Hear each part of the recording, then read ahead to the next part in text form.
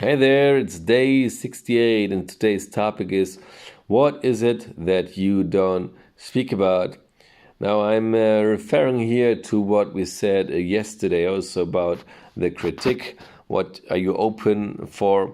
And I think there are many things that we think, we feel, but we don't think about it. So we have some thoughts, but they are just not conscious, and there are many things we can do and we don't do them.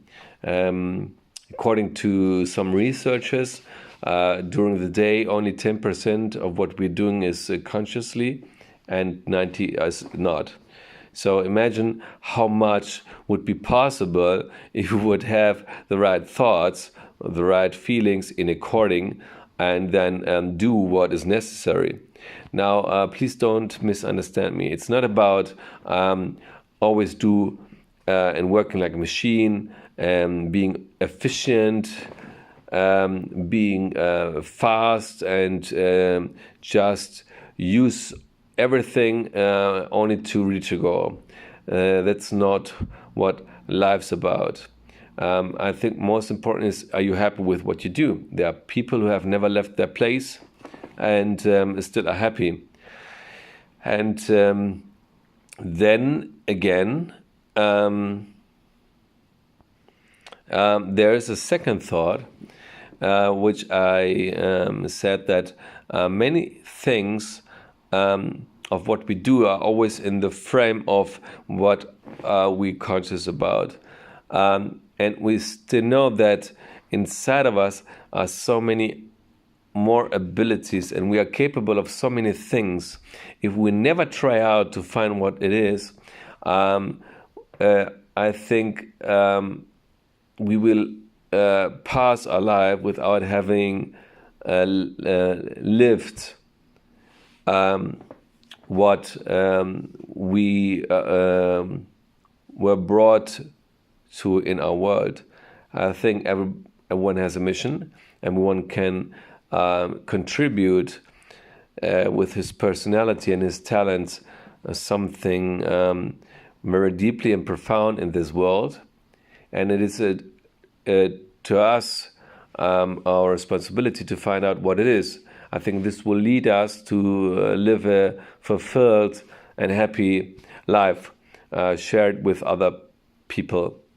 So if we don't try to find out what this is, then it passes by without having reached this kind of level that I think we will be grateful for.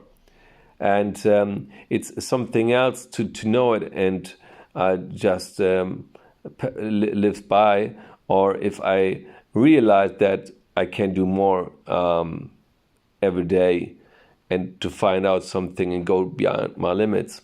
Now, there's this story from I heard it from Jim Cathcart, and once he met a young guy, and he asked Jim, what can I do in order to, something to give me to motivate myself. And he said, ask yourself every day, how would you in the future person act to achieve what it is you want to achieve?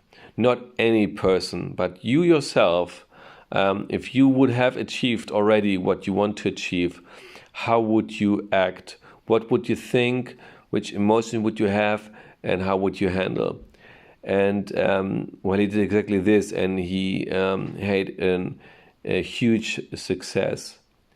And of course, with time, it's also okay if you have today this goal to change your goal. But it's up to you to think beyond the limits, to ask yourself, what can I do? What can I change? And there's another story, a short story about someone who met a Buddhist, and he offered him to drink something. And as he filled his glass, he filled, and it was overflowing. And the guy said to the monk, what are you doing there? And he said, isn't this what you are here for? So always more knowledge, but by always asking for more and more and more, we forget the moment to be present, to realize what is it all about.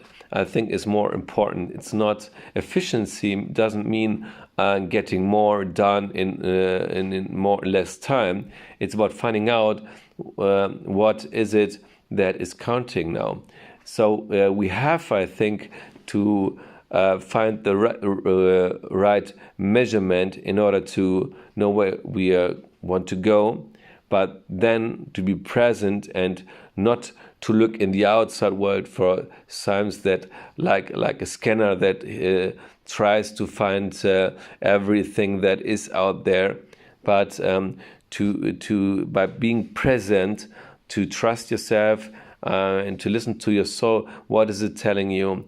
Where your attention has to go is not something that I determine by looking outside, but just to have an impulse from your inside that tells you, now this is important now.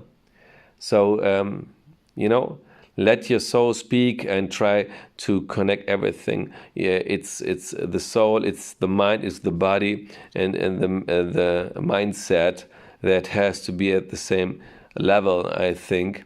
And this is something that every day we have to try. And that makes life, I think, worth it and fulfilled. So, nice evening. Stay tuned till tomorrow.